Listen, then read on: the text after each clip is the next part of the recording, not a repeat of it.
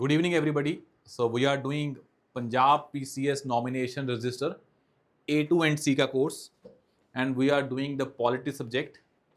हमने कल वाली क्लास में फंडामेंटल राइट्स का जो नेक्स्ट टॉपिक था directive principles of state policy DPSPs हमने वो कल कवर किया था. And the last lecture was very important. उस पर क्वेश्चन पूछे जाते हैं कि DPSPs और फंडामेंटल राइट्स में क्या कन्फ्लिक्ट है, कौन सी जजमेंट्स हैं, कौन सी अमेंडमेंट्स हुई और क्या उसका फाइनल कंक्लूजन है. वो हमने कल पढ़ा था कि article 39 clause B and C are supreme over to fundamental rights under article 14 and 19 and the Supreme Court in Minerva Mills case gave the doctrine of harmonious construction. ये हमने कल पढ़ा था. एंड वी ऑल्सो सीन कि भाई क्या क्या DPSP संविधान में लिखे हुए हैं और हमने उसको 3 क्लासिफिकेशन के बेसिस पे पढ़ा था. Gandhian principles, liberal intellectual principles and जो हमारे सोशलिस्ट प्रिंसिपल्स थे. और there were 4 amendments, 42nd amendment, 44th amendment, 86th amendment and 97 amendment. हमने इन अमेंडमेंट्स के थ्रू कुछ DPSPs ऐड किए थे. वी ऑल्सो ये भी हमने देखा था कि भाई कौन कौन से ऐड किए और वो कृपा करके याद कर लें. ये याद नहीं होंगे पर आपको नंबर ऑफ टाइम्स इसको रिवाइज करना पड़ेगा क्योंकि अगर क्वेश्चन आया तो फिर गलत नहीं होना चाहिए. In today's class we will first complete fundamental duties का topic and then we will enter into the union executive. हमने इस कोर्स के अंदर पहले साइंस की क्लासेस की थी and now we are doing polity classes. All these videos are available on Civils with Akash YouTube channel. उसमें PCS nomination register A2 and C करके एक प्लेलिस्ट बनी हुई है and all the videos I think around 20-25 videos अभी होगी and we will cover the remaining syllabus in the same playlist.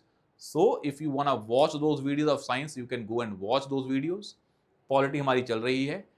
आज हम फंडामेंटल ड्यूटीज करेंगे, फिर आएगा टॉपिक यूनियन एग्जीक्यूटिव का और फिर हम पढ़ेंगे पार्लियामेंट. और आपको हमने पहले बताया था कि जो यूनियन लेवल पे काम है वही स्टेट लेवल पे है, बस कुछ डिफरेंसेस हैं स्टेट लेवल पे and we will try to cover those differences. पहले हम यूनियन पढ़ेंगे और साथ में पैरेलल में जो स्टेट के रिस्पेक्ट में काम है उसको देखते रहेंगे ताकि हमारा यूनियन और स्टेट दोनों वाले एग्जीक्यूटिव और लेजिस्लेचर खत्म हो जाए. और उसके बाद आएगा हमारा लोकल बॉडीज जो इस एग्जाम के लिए बहुत इंपॉर्टेंट है कि local bodies, Panchayati Raj institutions and urban local bodies, उस पर क्वेश्चन आते हैं. Now let's go and C the fundamental duties वाला टॉपिक. अब हमने आपको एक कहानी बता दी थी पहले, just give me a second. पहले हमने आपको कहानी बता दी थी कि जो संविधान है इन द कॉन्स्टिट्यूशन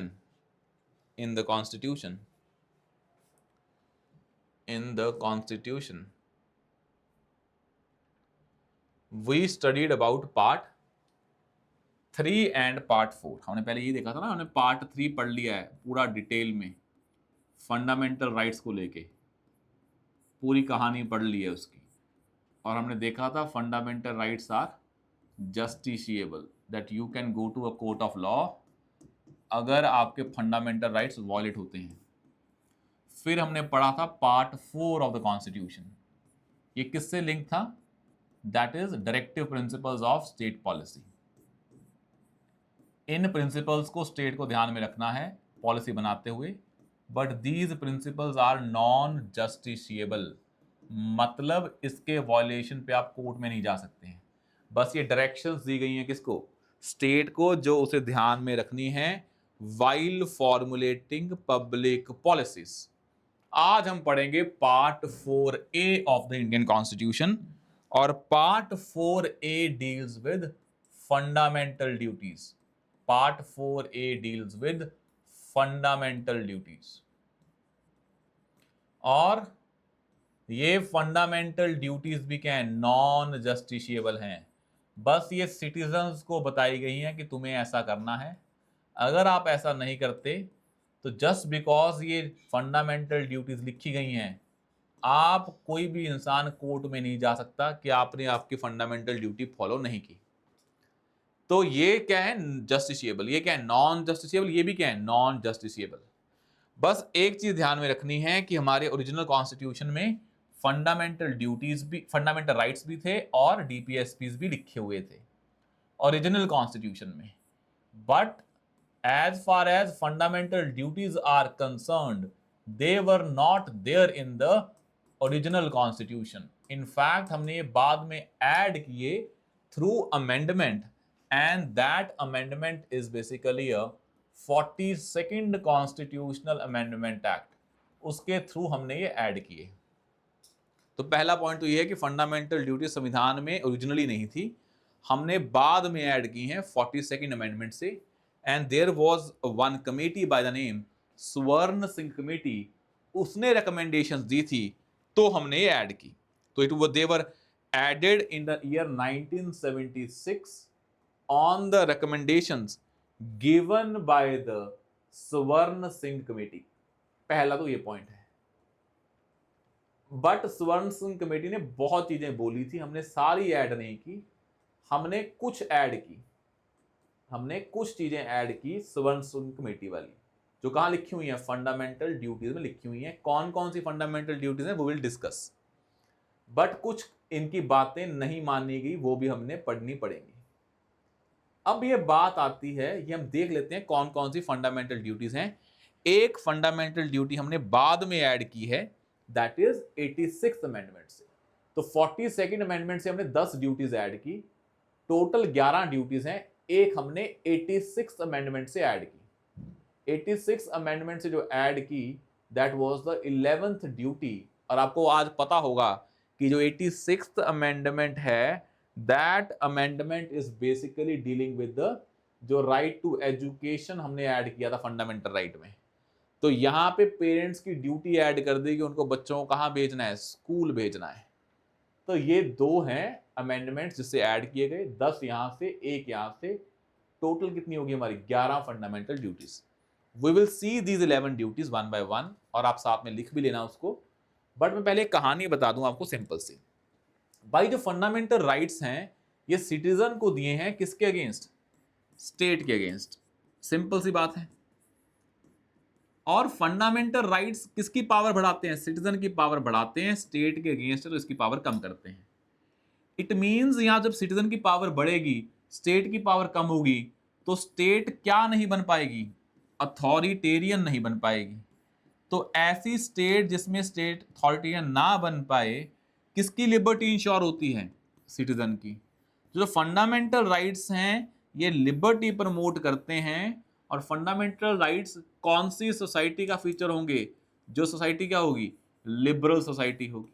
जैसे अमेरिका में स्टैच्यू ऑफ लिबर्टी है, तो वहां पे कौन सी सोसाइटी है, वो लिबरल सोसाइटी है. अब जो फंडामेंटल ड्यूटीज हैं वो इंसान के लिबर्टी पे डिपेंड नहीं करती. इनफैक्ट उसमें फोकस होता है कि सब इंसान अपनी ड्यूटी फॉलो करें ताकि क्या बना रहे, ऑर्डर बना रहे. तो यहाँ फोकस लिबर्टी पे नहीं होता, किस पे होता है, ऑर्डर पे होता है. फॉर एग्जाम्पल जो कंट्रीज हैं लाइक जो रशियन कॉन्स्टिट्यूशन है, वहां पे फोकस किस पे होगा, वहां राइट्स इंपॉर्टेंट हैं या ड्यूटीज, ड्यूटीज इंपॉर्टेंट हैं. तो वहां ऑर्डर इंपॉर्टेंट है. तो इसीलिए जो फंडामेंटल ड्यूटीज का फीचर है ये लिबरल सोसाइटी का फीचर नहीं है. दिस फंडामेंटल ड्यूटीज का feature is a feature of which type of countries, जो सोशलिस्ट हैं. क्योंकि वहां सोसाइटी इंपॉर्टेंट होती है, और सोसाइटी इंपॉर्टेंट है तो इंसान को सोसाइटी के हिसाब से चलना है. तो वहां क्या इंपॉर्टेंट है, ऑर्डर इंपॉर्टेंट है, ना कि क्या इंपॉर्टेंट है, लिबर्टी इंपॉर्टेंट है. As far as fundamental rights are concerned, यहां पे क्या इंपॉर्टेंट होता है, लिबर्टी. यहां इंसान इंपॉर्टेंट है, individual is important, and in this case society is important. आया समझ में. तो पहली बात तो यह है कि जो हमने फंडामेंटल राइट्स लिए हैं ये bill of rights of USA से इंस्पायर्ड थे. और जो फंडामेंटल ड्यूटीज हैं they were basically inspired from the socialist countries. USSR के कॉन्स्टिट्यूशन से इंस्पायर्ड है, ऐसा कह लें आप. और ये किससे इंस्पायर्ड है, यूएसए से इंस्पायर्ड है. इतना तो क्लियर होना चाहिए. अब बात ये है, हमने आपको पहले भी बताया था, अगर मैं फंडामेंटल ड्यूटीज को भूल जाऊं एक बार, let's suppose there are no fundamental duties, हमने हमने कब ऐड किए, 1976 में. Let's suppose we talk about the year 1970. तो क्या इंडिया में पहले ड्यूटीज नहीं थी? भाई हमने आपको पहले बताया था राइट्स कभी एब्सोल्यूट नहीं होते हैं। ये लिखवाया था ना, राइट्स आर नॉट एब्सोल्यूट। इस पे क्या लगती हैं? Reasonable restrictions. इसका मतलब क्या होता है कि आपके राइट को हम रिस्ट्रिक्ट कर सकते हैं बिकॉज इससे दूसरों के राइट हार्म होते हैं। तो आपको इन रीजनेबल रिस्ट्रिक्शंस को in the form of duties follow करना पड़ेगा। तो मतलब ये है कि ऐसे नहीं है कि हमने हमारे पास पहले ड्यूटीज नहीं थी, हमारे पास फंडामेंटल राइट्स में क्या लगाई हुई हैं? Reasonable restrictions. इसका मतलब ही क्या है कि फंडामेंटल राइट्स को रिस्ट्रिक्ट किया जा सकता है। तभी हमने एक लाइन बोली थी बड़ी इंपॉर्टेंट पहले, that rights and duties are correlative. Rights and duties are correlative, मतलब जहां आपके राइट्स खत्म होते हैं दूसरों के राइट्स स्टार्ट होते हैं, और वहीं से आपकी क्या होती है? ड्यूटीज स्टार्ट होती है। तो rights and duties are correlative, एक दूसरे से रिलेटेड हैं, they are not independent of each other. बस फर्क ये है, जो रीजनेबल रिस्ट्रिक्शंस हैं इसके ग्राउंड क्या है? Sovereignty and territorial integrity, security of state, defamation. These grounds are vague. इसको स्पेसिफिक कौन बनाता है? पार्लियामेंट। क्या बना के? लॉ बना के। तो कौन से ग्राउंड्स पे रिस्ट्रिक्ट कर सकते हैं, वो ग्राउंड्स मेंशन है। पर जो वो ग्राउंड्स लॉ का फॉर्म लेते हैं तो लॉ में उसको स्पेसिफिक लिखा जाता है। पर फंडामेंटल ड्यूटीज हैं जो, वहां पे वो स्पेसिफिक फॉर्मेट में लिखी गई हैं, ग्राउंड्स नहीं लिखे हैं। जैसे वहां पे लिखा है कि आपको अपने संविधान, नेशनल फ्लैग, नेशनल एंथम की रिस्पेक्ट करनी है। तो fundamental duties are very specific one. वो रीजनेबल रिस्ट्रिक्शंस हैं जिसके ग्राउंड्स मेंशन्ड हैं। जब वो ग्राउंड्स लॉ में लिखेंगे तो वो ड्यूटी ही बन जाएगी आपकी, और उस ड्यूटी को अगर आप वॉयलेट करते हो तो you will be given a punishment. पर वहां पे फंडामेंटल ड्यूटीज बड़ी स्पेसिफिक लिखी गई हैं, उनको वॉयलेट करने पे क्या नहीं है? पनिशमेंट्स नहीं है। ये फर्क है बस। पर क्या पार्लियामेंट लॉ बना के फंडामेंटल ड्यूटीज को इंप्लीमेंट कर सकती है? बिल्कुल कर सकती है। यहां पनिशमेंट नहीं है। जस्ट बिकॉज वो फंडामेंटल ड्यूटीज में लिखी हैं तो पनिशमेंट नहीं है। बट क्या सरकार फंडामेंटल ड्यूटीज को लॉ बना के इंप्लीमेंट कर सकती है? कर दे भाई। अगर पार्लियामेंट के पास लॉ बनाने की पावर है तो लॉ बनाए और पनिशमेंट दे। तो parliament by law can make these fundamental duties punishable, और पार्लियामेंट ने किया भी है। जैसे एक फंडामेंटल ड्यूटी है आपकी कि आपको आपके राष्ट्रगान, कॉन्स्टिट्यूशन, आपका नेशनल जो फ्लैग है उसकी रिस्पेक्ट करनी है। हमने लॉ बनाया, that is protection of national owner act, कि आप जो हमारा नेशन का ऑनर है उसकी डिसरिस्पेक्ट नहीं करोगे। आप नेशनल फ्लैग को ऐसे नहीं लेके सो गए रात को चादर की तरह, उसकी अपनी रिस्पेक्ट है, उसको संभाल के रखना है, उसकी इज्जत करनी है। अगर नहीं करोगे तो पनिशमेंट मिलेगी as per this act. This act was made by parliament to enforce fundamental duties. वो तो वो कर ही सकती है। फंडामेंटल ड्यूटीज क्योंकि वो पार्ट 4A में लिखी हैं, अपने आप इन्फोर्सेबल नहीं है। Parliament by law can make those fundamental duties enforceable. यहां तक क्लियर है? अब हम देखते हैं क्या है सवर्ण सिंह कमेटी ने क्या क्या बोला और कौन कौन सी ड्यूटीज ऐड की और कौन सी नहीं की। तो let's do the thing that is कि कौन कौन सी ये हैं। और ऑफ कोर्स ये ड्यूटीज किसकी होती हैं? सिटीजन की या फॉरेनर्स की? ये भाई ड्यूटीज हैं तो ये किसकी होंगी? सिटीजन की होंगी ना। ड्यूटीज का पर्पस क्या है? देश। और देश किसका है? सिटीजन्स का। फॉरेनर्स पे नहीं लगती हैं, only for citizens. Fundamental duties are only for citizens. Now go and let's see the fundamental duties. एक एक करके लिख लें, 11 हैं, फिर मैं बताऊंगा स्वर्ण सिंह कमेटी।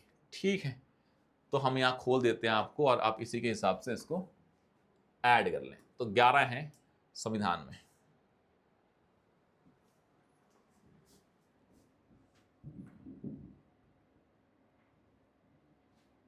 एक ही आर्टिकल है, आर्टिकल 51 कैपिटल A।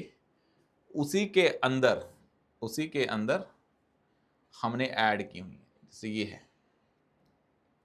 तो संविधान का पार्ट है पार्ट 4A, उसी के अंदर आर्टिकल 51A है, उसी के अंदर 51 capital A, small a, B, C, D, ऐसे करके कितनी है? 11 हैं, 11 की 11 लिख लें, और एक हमने बाद में ऐड किया, ये वाली कौन सी 86 अमेंडमेंट से, के तक कितनी 11 हैं, तो पहली ये लिखें, लिखे ना, it is duty of every citizen not foreigner, तो लिख लें पहला क्या है, जो पहली ड्यूटी है वो है to abide by the constitution, to abide by the constitution and respect its ideals and institutions, the national flag and national anthem, ये पहली फंडामेंटल ड्यूटी है, लिख लें साथ में बस, to abide by the constitution and respect its ideals and institutions, national flag and national anthem, पहला हो गया है। और दूसरा एक चीज याद रखें, पेपर में क्वेश्चन आता होता है कि ये फंडामेंटल ड्यूटीज जो संविधान में कौन कौन सी हैं, अपना दिमाग नहीं लगाना है कि यहाँ पे नेशनल फ्लैग है, एंथम है, क्या पता नेशनल एम्बलम भी हो, क्या पता मैं यहाँ लिखा है word it's institutions and ideas, abide by constitution, कुछ भी ऐड कर दूं मैं, नहीं, जो एग्जैक्ट वर्ड लिखे हैं एग्जामिनर उसी के बेसिस पे बनाएगा क्वेश्चन, तो एग्जैक्ट याद करना है, कोई वर्ड ऐड नहीं करना, कोई वर्ड की इंटरप्रिटेशन नहीं निकालनी है, जो एग्जैक्ट लिखा है वही लिखना है। जो हमने कल डीपीएसपी पढ़े थे वो भी एग्जैक्ट याद करने हैं, अपने हिसाब से नहीं ऐड करना है आगे पीछे कि ये लिखा है तो इसका मतलब ये भी हो सकता है, बिकॉज वो पूछते हैं अकॉर्डिंग टू कॉन्स्टिट्यूशन कौन से डीपीएसपीज हैं, according to constitution which of the following are the fundamental duties, तो संविधान के एग्जैक्ट लैंग्वेज के बेस पे पढ़ना है। सेकंड है to cherish and follow the, to cherish and follow the noble ideals which inspired our national struggle for freedom, which inspired our national struggle for freedom, लिख लें इसको बस साथ साथ में, 2 मिनट लगेंगे बस, लिख लें भाई, ऐसे ऊपर ऊपर से नहीं देखना है, फिर तो सब भूल जाएंगे। तीसरा है to uphold and protect the, to uphold and protect the sovereignty, unity and integrity of India, to uphold and protect the sovereignty, unity and integrity of India. अगला है to defend the country, to defend the country and render national service when called upon to do so, जब सरकार को लगे कि देश की सेवा में आपको आना पड़ेगा तो अगर बुलाए तो जाएं, ये आपकी ड्यूटी है, क्या नहीं जाएंगे तो जेल में डाल देंगे, आंसर इज नो। हाँ अगर लॉ होगा बात अलग है, बस जस्ट बिकॉज यहां पे लिखा है आपको ये करना पड़ेगा, ये बात नहीं है। अगला लिखें E to promote harmony and spirit of common brotherhood amongst all the people of India, among all the people of India, transcending religious, linguistic, regional or sectional diversities, to renounce practices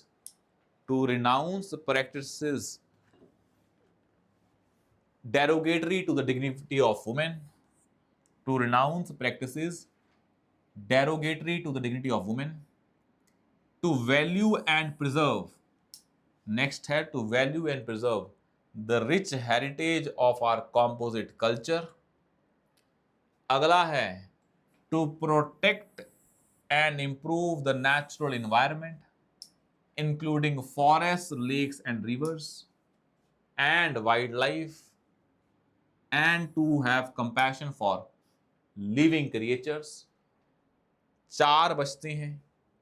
अगला है to develop the scientific temper, humanism and the spirit of inquiry and reform, to develop the scientific temper, humanism and spirit of inquiry and reform, to safeguard public property and to abjure violence, बंद करें violence और public property को बचाएं, to strive towards excellence in all spheres of individual and collective activity, so that nation constantly rises to higher levels of endeavor and achievement. Last है who is a parent or guardian to provide opportunities for education to his child, or the case may be ward between the age of 6 to 14 years. ये हैं 11 fundamental duties. 2 minute हैं आपके पास, इसको लिख लें। B से लेके जो हमने सारी डिस्कस की हैं, ए हमने आपको बता दिया था। आई होप ये इसको 1 मिनट है आपके पास, 2 मिनट ये लिख लें और ये आपको याद करनी पड़ेंगी exact fundamental duties. There is no other scope.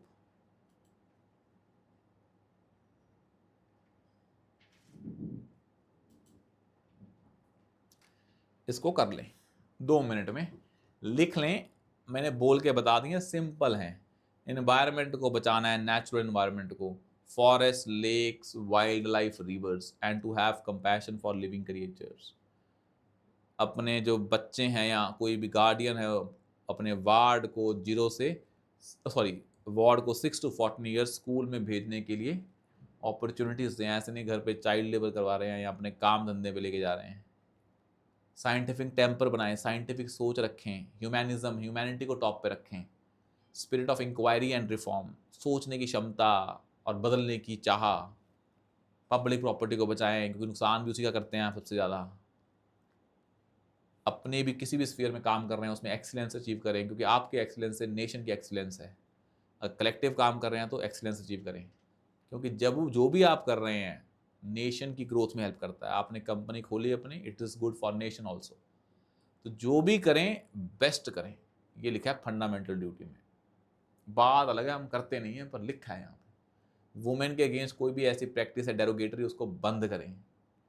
सारे जो भी है हमारे डाइवर्सिटीज, चाहे वो लैंग्वेज के बेसिस पे है, रिलीजन के बेसिस पे है, रीजनल और सेक्शनल बेसिस पे है, कोई भी डाइवर्सिटी हो, लोगों में क्या करें, कॉमन ब्रदरहुड प्रमोट करें और हार्मनी प्रमोट करें। ऐसे नहीं है रिलीजन के बेसिस पे हेट फैलाएं, इनफैक्ट हार्मनी फैलाएं। ये आपसे एक्सपेक्ट किया गया है फंडामेंटल ड्यूटीज में। आई होप अब ने यहाँ तक लिख ली ही होगी। लास्ट वाली ड्यूटी जो के है, it was added by 86th constitutional amendment act 2002 में ऐड की थी। क्लियर है? तो ये फंडामेंटल ड्यूटीज हैं जो आपको ऐड करनी थी। ए थी अपने संविधान, आइडियल्स और इंस्टीट्यूशंस, नेशनल एंथम और फ्लैग की इज्जत करें, और जो हमारे फ्रीडम स्ट्रगल है उसके जो भी आइडियल्स हैं उससे इंस्पायर हों, उससे उसके हिसाब से काम करें। ये है। आई होप यहाँ तक हो गया होगा फंडामेंटल ड्यूटीज का पार्ट। अब एक चीज समझ लें, बस 2-3 पंक्तियां और हैं, बोलेंगे और समझ जाएंगे आप, इतने इंटेलिजेंट आप हैं। देखें, हम इधर ले गए, ये है फंडामेंटल ड्यूटीज का आइडिया। अब ऐसे समझें, स्वर्ण सिंह कमेटी आई थी, तो इस कमेटी के रिकमेंडेशंस पे हमने क्या ऐड की, फंडामेंटल ड्यूटीज। तो स्वर्ण सिंह कमेटी की रिकमेंडेशंस पे हमने क्या ऐड की, फंडामेंटल ड्यूटीज। अब ना इस कमेटी ने बोली थी 3 चीजें जो हमने ऐड नहीं की। पहला इसने बोला था राइट टू पे टैक्स भी क्या बनाओ, फंडामेंटल ड्यूटी। राइट टू पे tax should be your fundamental duty. भाई इसका मतलब ये थोड़ा ना है कि आप आज टैक्स पे ना करें तो आपको सजा नहीं होगी, इनकम टैक्स वाले आ जाएंगे, क्योंकि हमने उसे फंडामेंटल ड्यूटीज में ऐड नहीं किया, पर हमने लॉ बना के उसको एक तरह से ड्यूटी बनाई दिया है ना। If you will not file income tax return when you have to file it because you earned income, वो बात अलग है कि टैक्स पे कर रहे हैं कि नहीं कर रहे हैं, पर आईटीआर तो फाइल करनी पड़ेगी ना। अगर नहीं करेंगे then case can be filed against you. वो होता नहीं, बात अलग है, पर लॉ में तो लिखा है। तो उसने बोला था right to tax as a fundamental duty add करो, हमने ही नहीं की। इसका मतलब ये थोड़ा ना है कि आज आप बिना टैक्स के बैठ सकते हैं आराम से, नहीं, हमने उसको लॉ में ऐड कर दिया।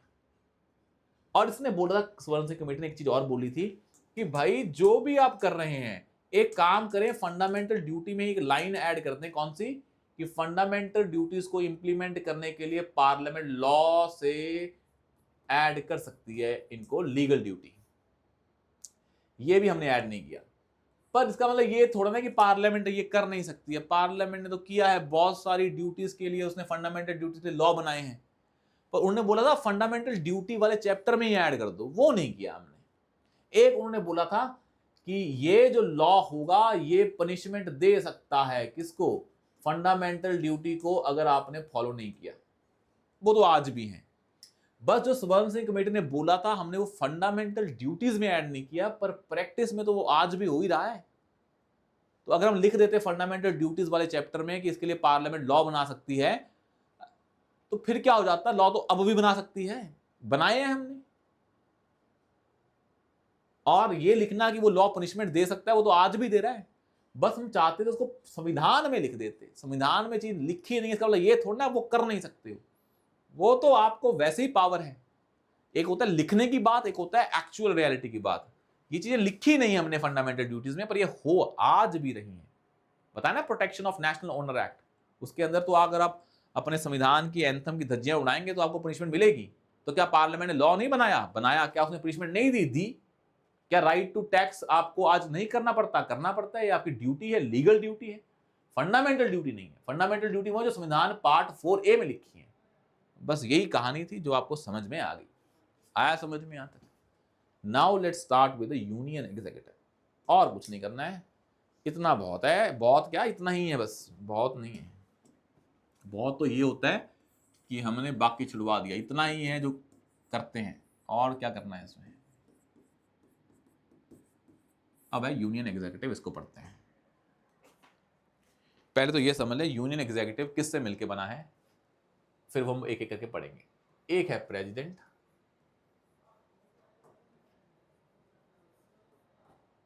एक है vice president,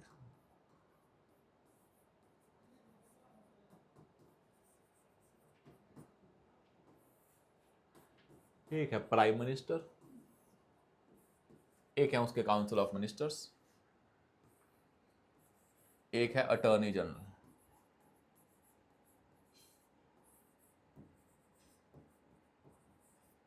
president, vice president, prime minister, council of minister और अटॉर्नी जनरल, ये 5 हैं किसका पार्ट, यूनियन एग्जीक्यूटिव का पार्ट।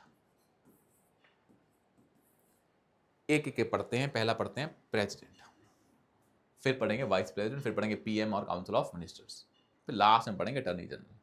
ये क्या होता है, सरकार का वकील, हाईएस्ट लॉ ऑफिसर।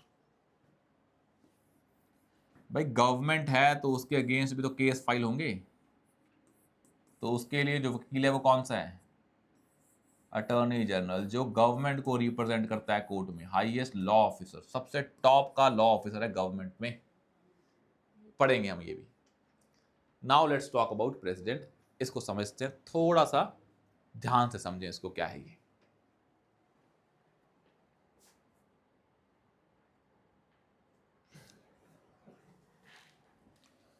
अब ना जब आप प्रेसिडेंट समझना है, इसको ऐसे देखें कि इंडिया में किसकी चलती है, प्रेसिडेंट की या प्राइम मिनिस्टर की? आंसर इज प्राइम मिनिस्टर की। ये सभी को पता ना, मोदी जी स्ट्रांग है या द्रौपदी मुर्मू जी स्ट्रांग है? Answer is PM Modi.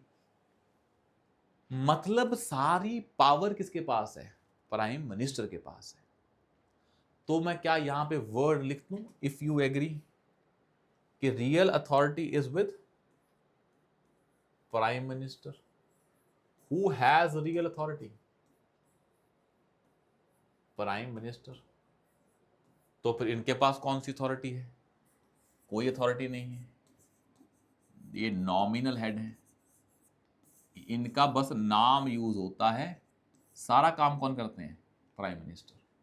और प्राइम मिनिस्टर के साथ कौन होते हैं, काउंसिल ऑफ मिनिस्टर्स। जैसे कि प्राइम मिनिस्टर है वैसे साथ में होम मिनिस्टर हैं, डिफेंस मिनिस्टर हैं, सारे क्या हैं, part of council of ministers. तो ये काउंसिल ऑफ मिनिस्टर्स होते हैं जिनको कौन हेड करता है, प्राइम मिनिस्टर। इतना पता होना चाहिए, नथिंग एल्स।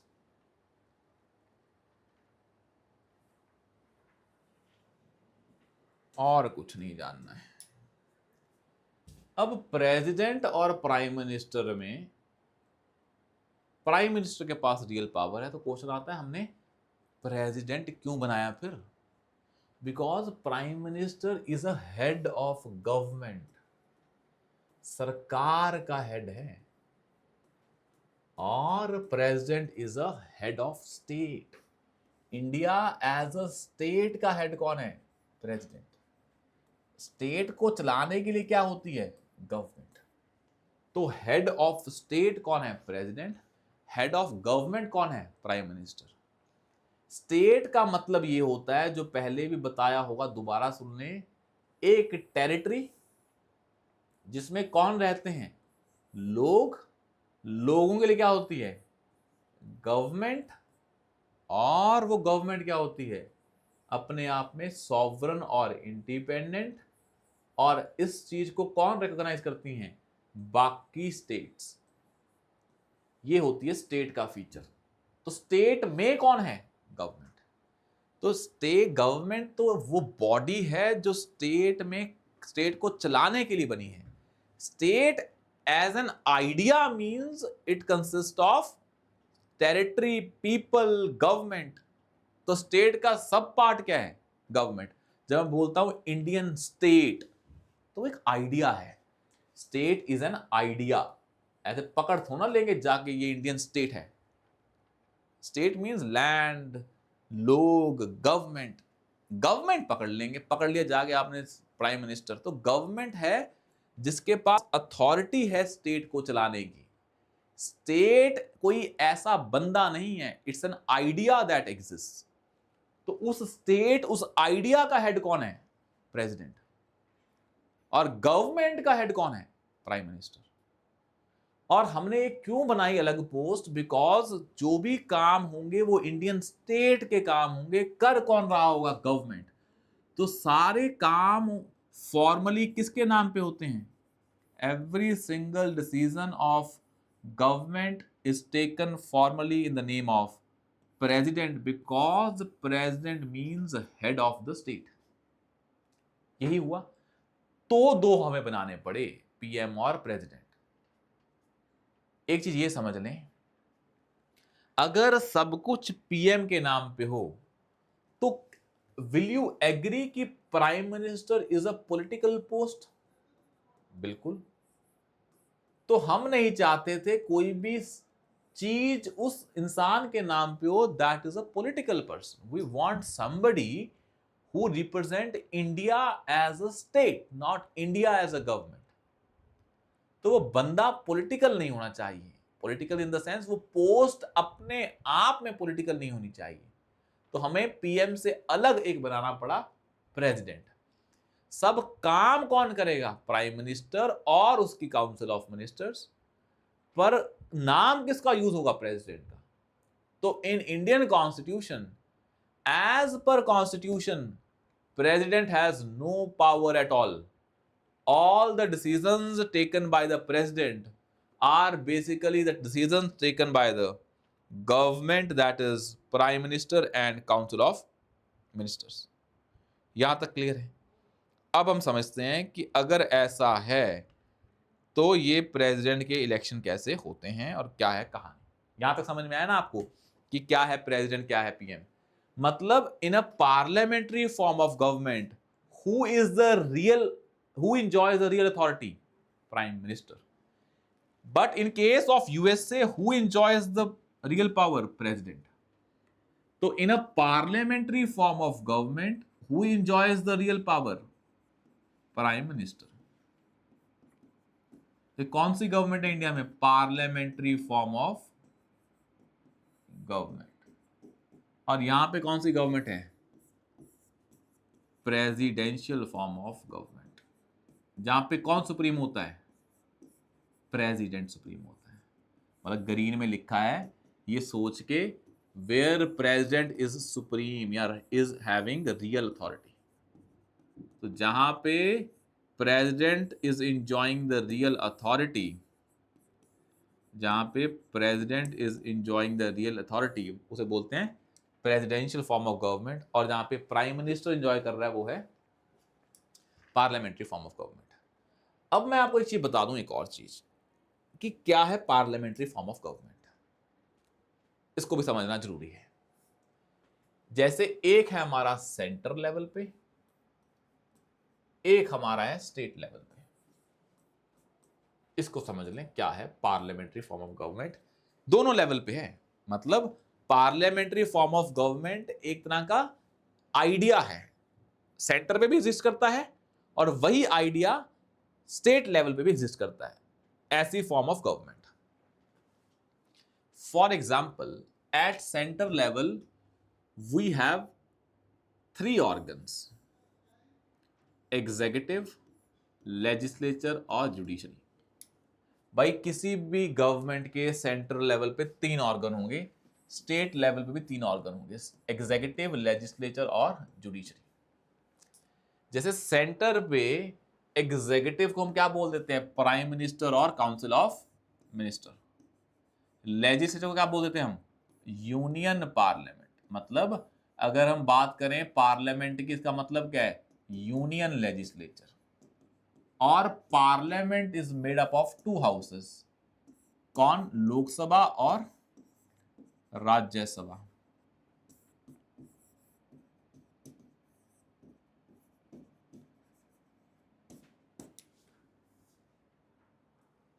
जुडिशरी को हम क्या बोल देते हैं सेंटर लेवल पे, सुप्रीम कोर्ट।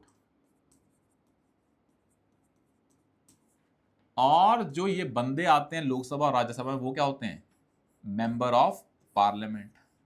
ये होते हैं मेंबर ऑफ लोकसभा और ये क्या होते हैं, मेंबर ऑफ राज्यसभा। कॉमन नाम क्या है इनका, member of parliament in both the houses, Lok Sabha and Rajya Sabha. Same state में होगा, स्टेट के एग्जीक्यूटिव हम क्या बोलते हैं, chief minister and council of ministers. वहां का स्टेट लेजिस्लेचर होगा और स्टेट लेजिस्लेचर को हम क्या बोल देते हैं, लेजिस्लेटिव असेंबली। और जहां पे होती है काउंसिल वो बोलते हैं लेजिस्लेटिव काउंसिल, जहां नहीं होती है वहां नहीं होती है। जुडिशरी को हम क्या बोलते हैं, हाई कोर्ट्स। अब क्योंकि ये लेजिस्लेटिव असेंबली है, इनके मेंबर्स को हम क्या बोलेंगे, मेंबर्स ऑफ लेजिस्लेटिव असेंबली। इनको क्या बोलेंगे, मेंबर्स ऑफ लेजिस्लेटिव काउंसिल। यहां तक क्लियर है। अब मुझे एक चीज बताएं, इंडिया में पार्लियामेंट्री फॉर्म ऑफ गवर्नमेंट है, इसका मतलब क्या है, इसमें कौन सुप्रीम है। सुप्रीम मतलब एग्जीक्यूटिव सुप्रीम है या parliament. Parliamentary form of government में इंडिया में पार्लियामेंट सुप्रीम है या यूनियन एग्जीक्यूटिव, या स्टेट में सीएम सुप्रीम है या स्टेट लेजिस्लेचर। आंसर इज, क्योंकि हम पार्लियामेंट्री फॉर्म फॉलो करते हैं इसीलिए कौन सुप्रीम होते हैं, यहां पे पार्लियामेंट सुप्रीम होता है। मतलब आप किसको चुनते हो, पार्लियामेंट को, और पार्लियामेंट किसको चुनती है, एग्जीक्यूटिव, अपने आप में से। तो जो बनते हैं एमपीज, लेट्स सपोज आप लोग हैं, आप चुनते हैं एमपी, ऐसे चुन के आते हैं बहुत सारे एमपीज। वो जो एमपीज आते हैं लोकसभा में, वो मेजॉरिटी के बेसिस पे किसी पार्टी को सिलेक्ट करते हैं जिसके पास क्या होती है, मेजॉरिटी। और वही पार्टी की क्या बनती है, executive, that is PM and council of minister. मतलब आप चुनते हो एमपी, एमपी से बनती है लोकसभा, लोकसभा में जिसकी मेजॉरिटी होती है वो पार्टी बन जाती है गवर्नमेंट, मतलब सीएम, पीएम और काउंसिल ऑफ मिनिस्टर। सेम यहां पे होगा, आप लोग हैं क्या चुनते हैं, अपने एमएलएज। और जब असेंबली में जिसकी मेजॉरिटी होती है वो पॉलिटिकल पार्टी क्या बन जाती है, पावर में आ जाती है और क्या बनाती है, सीएम और काउंसिल ऑफ मिनिस्टर्स। ऐसे पावर फ्लो करती है। तो in parliamentary system power flows from the people and reaches up to the PM in case of centre and CM in case of state. But क्योंकि हमने एक ऐसा head बनाया है जिसके नाम पे काम होंगे, उसे बोल देते हैं a kind of a nominal head. Centre में जो वो नॉमिनल हेड होता है वो होता है प्रेसिडेंट, स्टेट में वो नॉमिनल हेड होता है गवर्नर। तो अगर मैं यहां पे ड्रॉ करूं, तो अगर मैं इसके ऊपर एक और डंडी ले जाऊं, तो विल यू बी एग्री कि इसके ऊपर कौन है, प्रेसिडेंट। ऊपर है पर एक्चुअली में सबसे नीचे है वो, जिसकी कोई भी पावर नहीं है। और यहां पे ऊपर कौन है? गवर्नर। तो इन अ पार्लियामेंट्री सिस्टम आप क्या चुनते हैं? पीएम चुनते हैं या सीएम चुनते हैं, या अपना रिप्रेजेंटेटिव चुनते हैं? आंसर इज आप अपना रिप्रेजेंटेटिव चुनते हैं। यहां पे स्टेट पे एमएलए और यहां पे एमपी, और उसके बेसिस पे वो क्या चुनते हैं? सरकार। तो सरकार आपके द्वारा डायरेक्टली चुनी नहीं गई है, आपने क्या चुना है? पार्लियामेंट या असेंबली, वो आगे जाके चुनते हैं पीएम और सीएम। अब मुझे एक चीज बताएं, जब मैं आपको बोल रहा हूं कि इंडिया में पार्लियामेंट्री फॉर्म ऑफ गवर्नमेंट है, तो आपने किसको चुना? हाउस को। हाउस ने किसको चुना? पीएम और सीएम को। तो आपने इंडायरेक्टली किसको चुना? पीएम और सीएम को। तो रियल पावर किसके पास है? प्राइम मिनिस्टर के पास है। और ये प्राइम मिनिस्टर और सीएम एज द केस में भी ये आ कहां से रहे हैं? लोकसभा से, या फिर राज्यसभा से भी आ सकते हैं। तो क्योंकि ये पीएम कहां से आए हैं? पार्लियामेंट से, तो ये मस्ट होने चाहिए क्या? Member of parliament. तो a minister must be a part of member of parliament. मतलब मिनिस्टर क्या होना चाहिए? लेजिस्लेचर का पार्ट होना चाहिए। मतलब एग्जीक्यूटिव इज अ सब पार्ट ऑफ लेजिस्लेचर। ये समझ में आया है? यही होता है पार्लियामेंट्री का फीचर, कि जहां पे आपके लेजिस्लेचर से ही क्या निकलता है? एग्जीक्यूटिव। क्योंकि कौन सुप्रीम है? लेजिस्लेचर। तो इसकी अकाउंटेबिलिटी भी कहां होगी? लेजिस्लेचर की तरफ। और क्या है लेजिस्लेचर? लोकसभा और राज्यसभा। और आपने क्या चुने हैं? आपने एमपीस कहां भेजे? लोकसभा में या राज्यसभा में? लोकसभा में। तो फिर जो लोकसभा है उसी में क्या होगा? जवाबदेही होगी। तो executive is collectively responsible to Lok Sabha. It means Lok Sabha can remove the executive by passing the no confidence motion. ये होता है पार्लियामेंट्री फॉर्म ऑफ गवर्नमेंट। अब आप बोलेंगे कि हम तो एमपी चुनते हैं, कौन से वाले? मेंबर ऑफ लोकसभा वाले। ये एमपी कहां पे? लोकसभा में। फिर जो आपने ये बनाए हैं पीएम और सीएम, ये दोनों के क्यों बनाए हैं? लोकसभा और राज्यसभा के। वो इसलिए बनाए हैं भाई, क्योंकि आपने लोकसभा के बंदे चुने। अब जो भी एग्जीक्यूटिव होता है वो पार्लियामेंट को अकाउंटेबल होता है इन जनरल। तो अगर वो दोनों हाउसेस को अकाउंटेबल है, तो दोनों हाउसेस से बंदे क्या हो सकते हैं? आ सकते हैं।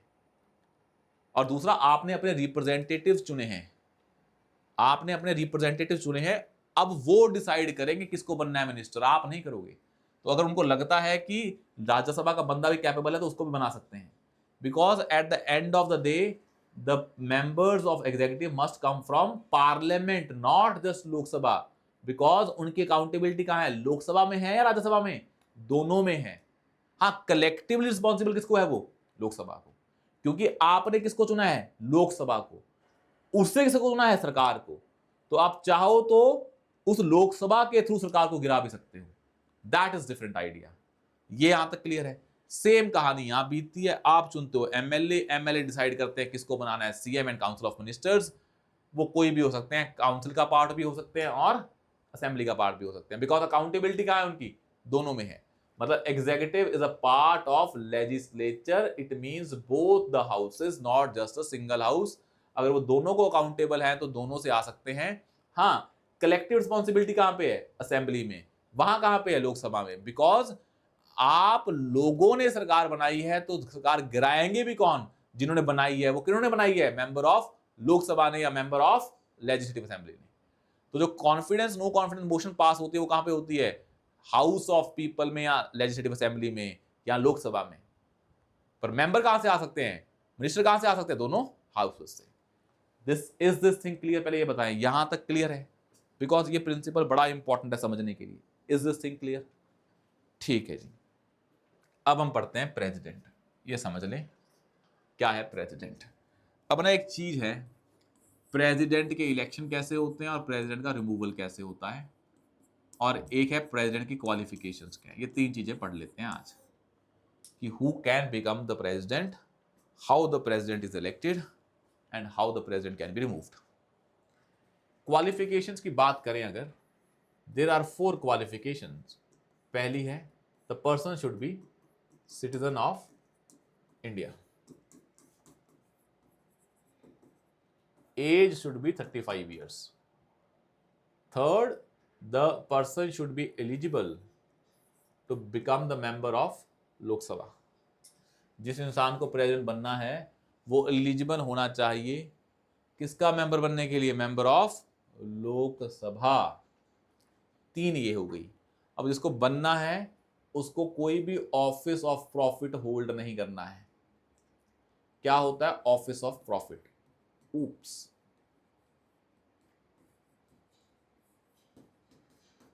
क्या होता है ऑफिस ऑफ प्रॉफिट? कोई ऐसा ऑफिस जो गवर्नमेंट का हो. एक होना चाहिए ऑफिस किसका? गवर्नमेंट का, जहां से तुम क्या ले रहे हो? किसी भी फॉर्म का प्रॉफिट. वो हो जाएगा ऑफिस ऑफ प्रॉफिट. ऑफिस कमरा सरकार का, कमरा सरकार का, और वहां से कोई भी प्रॉफिट आए. जिसको प्रेसिडेंट बनना है वो कोई भी ऑफिस ऑफ प्रॉफिट होल्ड नहीं कर सकता है. तो देयर आर ओनली 4 क्वालिफिकेशंस. पहला है citizen of India, 35 years of age, eligible to become the member of Lok Sabha, and the 4th one is office of profit. अब मुझे एक चीज बताएं बस सिंपल सी. संविधान में बोला गया है हम कुछ ऑफिसेस को इसमें काउंट नहीं करते हैं. किसमें? ऑफिस ऑफ प्रॉफिट में. फॉर एग्जाम्पल कोई प्रेसिडेंट है जिसे प्रेसिडेंट बनना है दोबारा. कोई वाइस प्रेसिडेंट है जिसको प्रेसिडेंट बनना है. कोई प्राइम मिनिस्टर है या काउंसिल ऑफ मिनिस्टर है जिसको क्या बनना है? प्रेसिडेंट बनना है. सेम कोई गवर्नर है, कोई सीएम है और काउंसिल ऑफ मिनिस्टर है. अगर इनको क्या बनना है? प्रेसिडेंट. तो क्योंकि क्वालिफिकेशंस क्या है कि आप ऑफिस ऑफ प्रॉफिट ने होल्ड नहीं करने चाहिए. ये सारे ऑफिस ऑफ प्रॉफिट है ना भाई, क्योंकि ये गवर्नमेंट के हैं, ऑफिस भी हैं और यहां से प्रॉफिट भी ले रहे हैं लोग. पर हमने बोला है संविधान में अगर ऐसे बंदे हैं तो इनको हम किस में काउंट नहीं करेंगे? ऑफिस ऑफ प्रॉफिट में काउंट नहीं करेंगे. ये बंदे बिना ये छोड़े किसके इलेक्शन लड़ सकते हैं? प्रेसिडेंट के. अगर ये बन गए कल को मेंबर तो ये आप इन ऑफिस को छोड़ दोगे और आपको प्रेसिडेंट का ऑफिस मिल जाएगा. मतलब in the beginning you do not have to vacate the office. After becoming the president you can vacate the office. These are the exception given to only these offices, that is president, vice president, prime minister, council of ministers, और state में उसके जो counter parts हैं governor, CM and council of ministers. आया समझ में? 4 हैं qualifications. अब कैसे होते हैं इलेक्शंस और क्या होता है इसका रिमूवल कैसे होता है ये देखते हैं. अब पहले इलेक्शन देखते हैं. थोड़ा सा टफ है इलेक्शन वाला, इसको देख लेते हैं. आई होप आज हम इलेक्शन नहीं कर पाएंगे, कल करेंगे रिमूवल. तो पहले देखते हैं इलेक्शन कैसे होते हैं. अब मुझे बताएं इनके इलेक्शन में कौन पार्टिसिपेट करेगा? प्रेसिडेंट किसका होता है?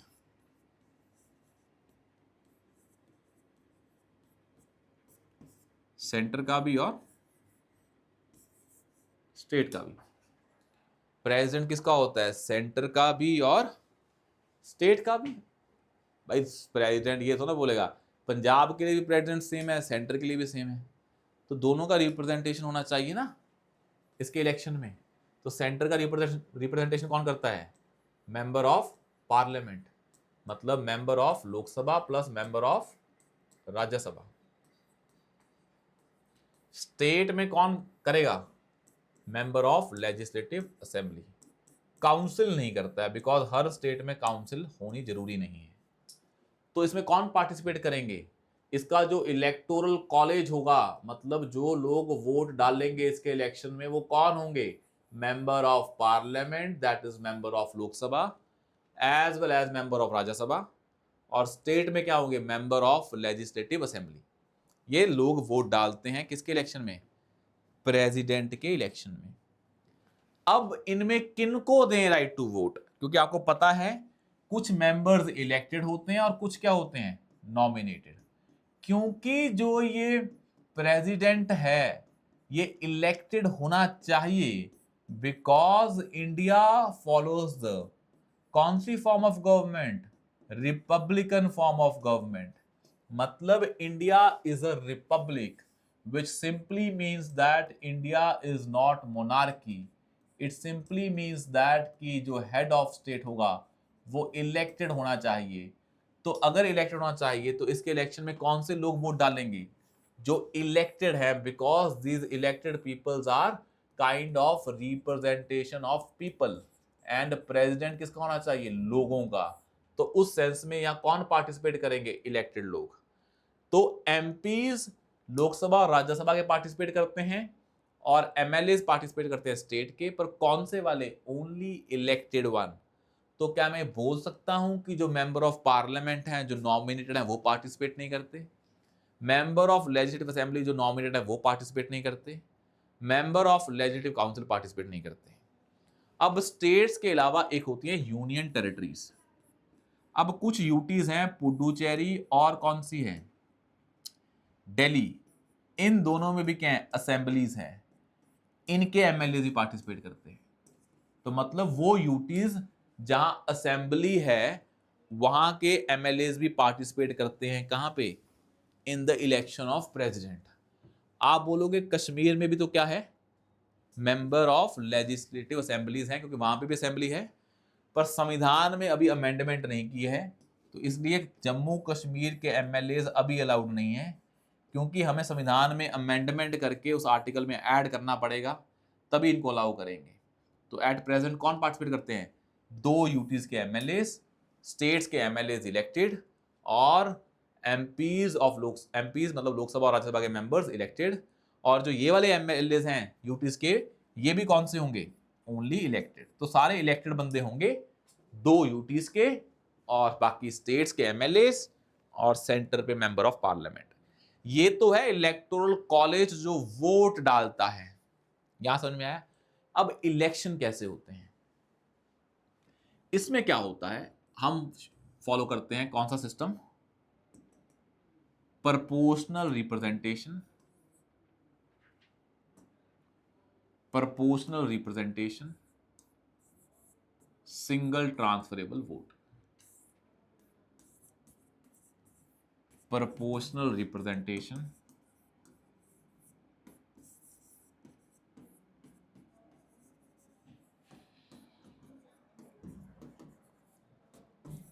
Single transferable vote. इसका मतलब क्या होता है, ऐसे समझ लें।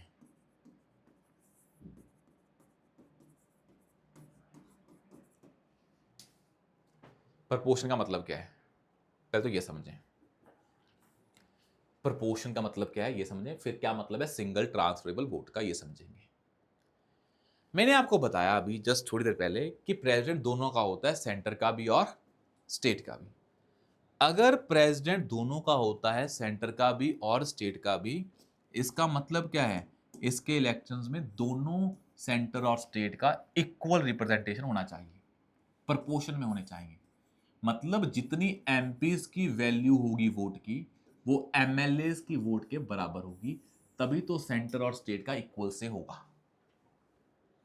तभी तो मेंबर ऑफ पार्लियामेंट का अगर एमएलए के बराबर की वोट होगी, तभी तो उनका इक्वल से होगा। That is the meaning of proportion.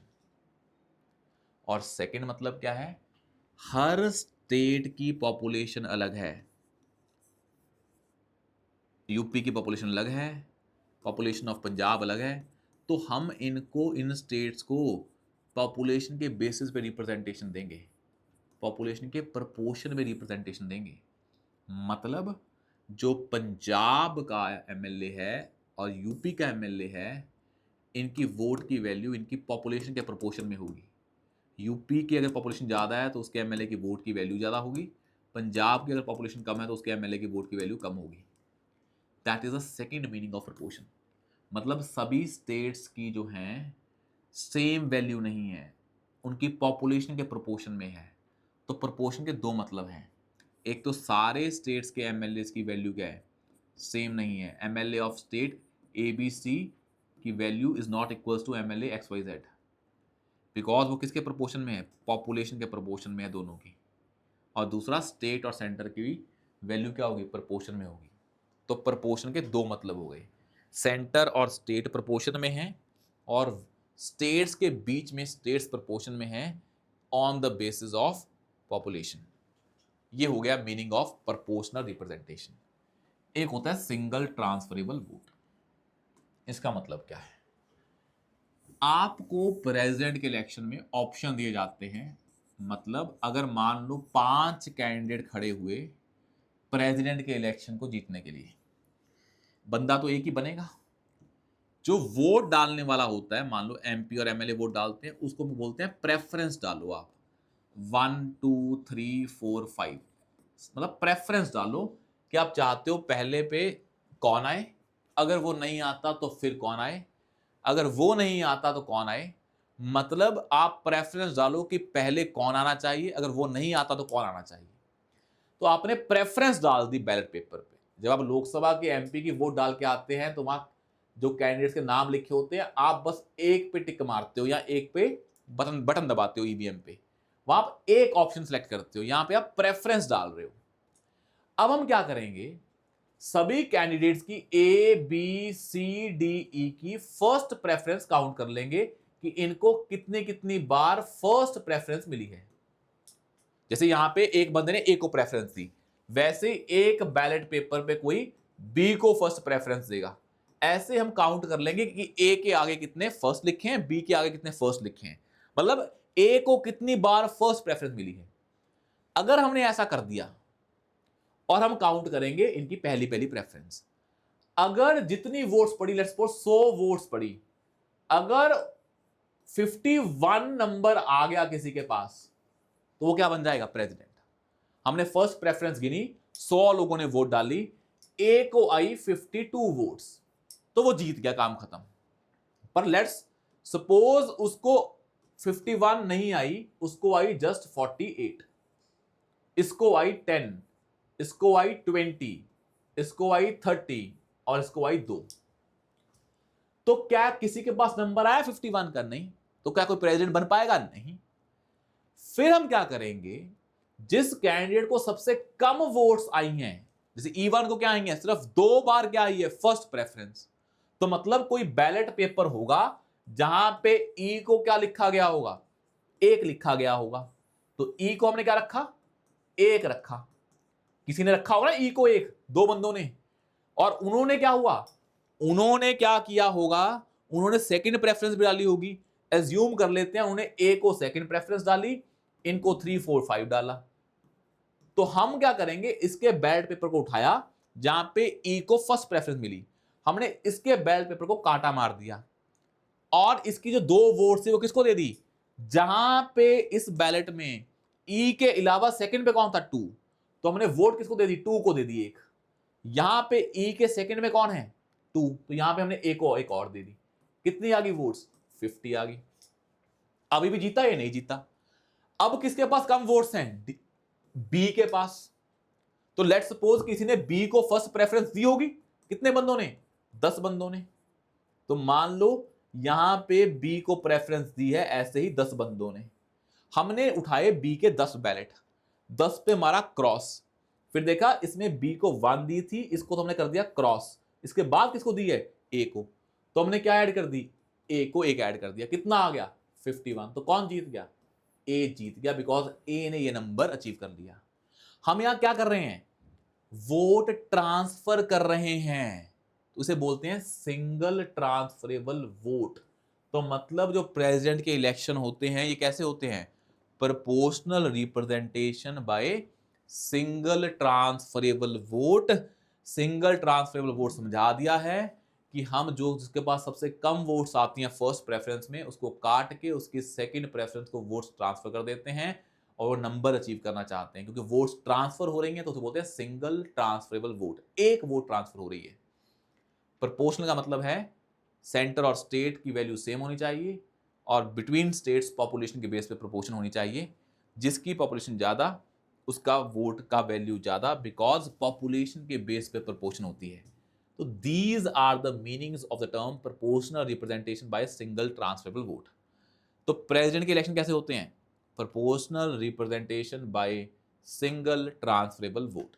ये है तरीका किसको चुनने का, प्रेसिडेंट को चुनने का। क्या क्वालिफिकेशन थी? These are the qualifications that I told you कि भाई ये क्वालिफिकेशंस होनी चाहिए। और कौन वोट डालता है? ये बंदे वोट डालते हैं। कल देखेंगे प्रेसिडेंट कैसे रिमूव होता है, क्या इसकी पावर्स हैं, फिर पढ़ेंगे वाइस प्रेसिडेंट और पीएम। पर यहां तक समझ में आया कि प्रेसिडेंट कौन होता है, कैसे चुना जाता है, कौन चुनते हैं, कौन सा मेथड है। Will see the removal of president and then other things of the president in next class. Thank you so much. We'll see you soon.